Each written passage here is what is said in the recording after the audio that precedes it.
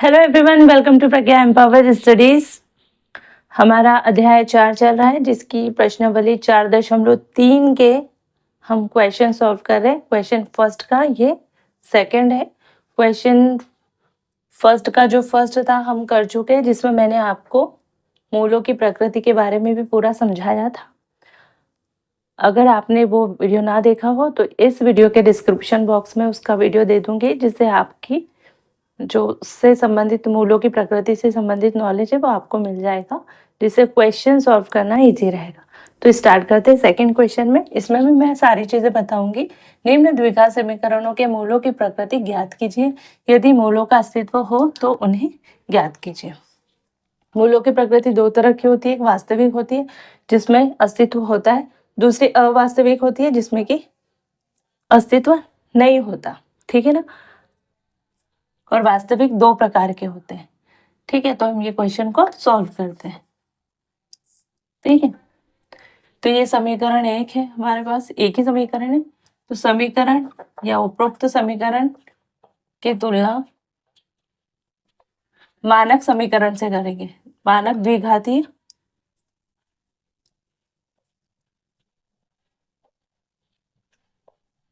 द्विघात समीकरण का मानक रूप है ax² plus bx plus c equal to 0 से करेंगे। अब जब हम इससे करेंगे तो हमको a का मान मालूम पड़ जाएगा। क्या है? इसकी तुलना इससे करें तो a 3 b माइनस 4√3 यही होगा, और c का मान कितना होगा? 4। ठीक है, a b c के मान हमको पता चल गए, है ना। तो मूल की प्रकृति ज्ञात करने के लिए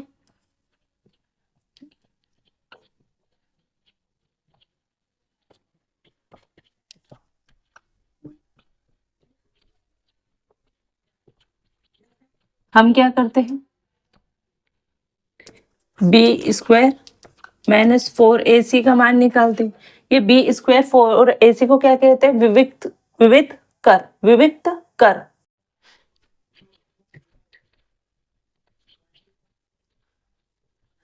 क्यों?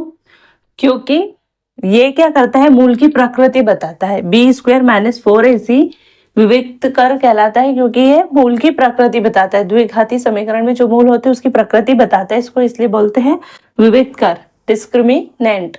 इंग्लिश में कहेंगे डिस्क्रिमिनेंट। ठीक है, ठीक है, इसे कहेंगे विविक्त कर। b² माइनस 4ac ये कहलाता है विविक्त कर। ठीक है, इसका मान हम ज्ञात कर लेंगे। ये लिखने की जरूरत नहीं है क्वेश्चन में, आप इसको याद रखना। b का मान देखो यहाँ से क्या है? माइनस 4√3 इसका स्क्वायर माइनस 4 इंटू a क्या है? 3 और c क्या है? 4। माइनस का मल्टीप्लाई माइनस से होगा तो ये हो जाएगा प्लस 4 चौक 16, और ये 3√3 का मल्टीप्लाई √3 से होगा तो 3, तो 16 में 3 का मल्टीप्लाई करेंगे तो 48 हो जाएगा। इसका आंसर 48, और ये क्या हो जाएगा? ये भी 48 हो जाएगा। यानी आंसर क्या होगा? 0, है ना। चूंकि b² माइनस 4ac बराबर क्या आया? 0 आया। इसको सॉल्व किया तो आंसर क्या है? 0। अतः मूल वास्तविक होंगे या मूल वास्तविक होंगे।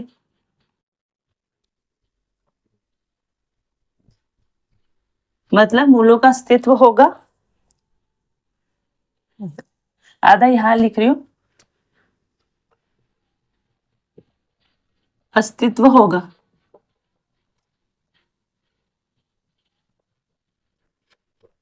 तथा मूल समान होंगे।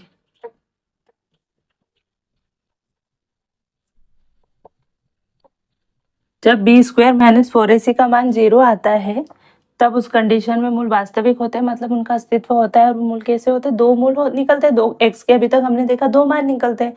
तो ऐसी स्थिति में जब b² माइनस 4ac हो इक्वल टू 0 के, तब क्या होता है? दोनों x के जो दोनों मान निकलते हैं वो बराबर होते हैं। ठीक है।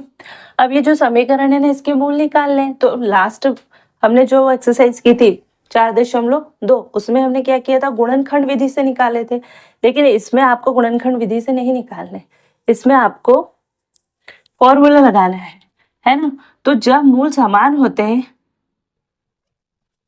मूल क्योंकि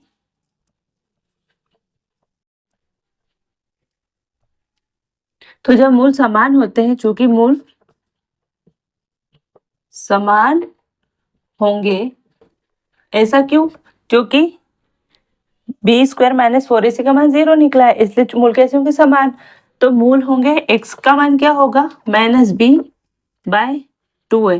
पहला भी यही होगा और दूसरा भी यही होगा। तो क्या होगा, ये मूल तो आपको 2 ही लिखने हैं, लेकिन होंगे दोनों कैसे, बराबर। तो क्या होगा, इसमें मान माइनस तो रहेगा और b का मान क्या है, देखो माइनस तो ये रहेगा और b का मान क्या है, ये b का मान है। b का मान है -4√3/2a, तो 2 और a का मान है 3। ठीक, तो देखो ये माइनस प्लस हो जाएगा, मल्टीप्लाई होके, ये 2 एकम 2, 2 दूनी 4, तो ये क्या होगा, 2√3/3। ठीक है। अब देखो, अगर हम चाहे तो ये जो 3 है, इसको √3 वर्गमूल 3 इंटू वर्गमूल 3 कर सकते, क्योंकि इन दोनों को गुणा करेंगे तो यही 3 आएगा। ऐसा करते हैं, तो इस 3 से √3 से ये √3 कैंसिल हो जाएगा, ये 1 है, ये नीचे 2 है, तो आंसर क्या होगा, 2/√3। ये क्या होगा, आंसर होगा। क्योंकि मूल समान होंगे, इसलिए दोनों मूल क्या होंगे, 2/√3। मूल समान होंगे, आंसर क्या आएगा, मूल वास्तविक होंगे, समान होंगे और 2/√3। ठीक है ना। तो मैं यहाँ पर आपका आंसर लिख देती हूँ। आंसर क्या होगा, मूल समान वास्तविक होंगे, समान होंगे, ये मूल समान, ये मूलों की प्रकृति होगी, और मूल क्या होंगे, 2/√3। और दूसरा क्या होगा, दूसरा भी होगा 2/√3, क्योंकि दोनों मूल समान होंगे। -b/2a और ये कॉमा, और दूसरा भी होगा -b/2a। तो इस पर मान रख के निकाला 2/√3, और आंसर क्या होगा, 2/√3, दूसरा होगा 2/√3, ये दोनों मूल होंगे। ठीक है। मतलब जब b² - 4ac का मान 0 होता है, तो मूल वास्तविक भी होते हैं और दोनों मूल कैसे होते हैं, समान होते हैं, यानी उनका अस्तित्व होता है और दोनों मूल समान होते हैं, है ना। और ये b² - 4ac होने 0 आने की वजह से एक इसका मान क्या होता है, -b/2 है। अगर इसका मान ज्यादा होता, b² - 4ac का मान 0 से ज्यादा होता, तो फिर ये मूल का जो सूत्र है वो अलग होता। ये मैंने पहले लेक्चर में आपको बताया था, है ना। अगला आगे क्वेश्चन करेंगे, अगर उसमें वैसी प्रकृति आती है तो मैं आपको वो बताऊंगी। अभी का जो केस था, b² - 4ac बराबर 0 होने की वजह से, तो ये मूल का मान हम कैसे निकालेंगे, -b/2 है। ठीक है। माइनस तो ये रहेगा और b का मान यहाँ से आप रखोगे, चाहे ये प्लस में हो या माइनस में, ये वाला माइनस तो आपको लगाना पड़ेगा। ठीक है। तो आई होप कि ये क्वेश्चन आपको अच्छे से समझ में आया होगा। वीडियो अच्छा लगे तो वीडियो को लाइक कीजिएगा, अपने फ्रेंड सर्कल में शेयर कीजिएगा। वीडियो पर नए हो या चैनल पर नए हो तो चैनल को सब्सक्राइब कीजिएगा, नोटिफिकेशन ऑन कीजिएगा, जिससे आने वाले वीडियोस के नोटिफिकेशन आपको मिलते रहे। मैथ, साइंस या कंप्यूटर से रिलेटेड कोई भी इशू हो, आप कमेंट बॉक्स में कमेंट कर सकते हैं। मिलते हैं नेक्स्ट वीडियो में, तब तक के लिए जय हिंद, जय भारत, थैंक यू।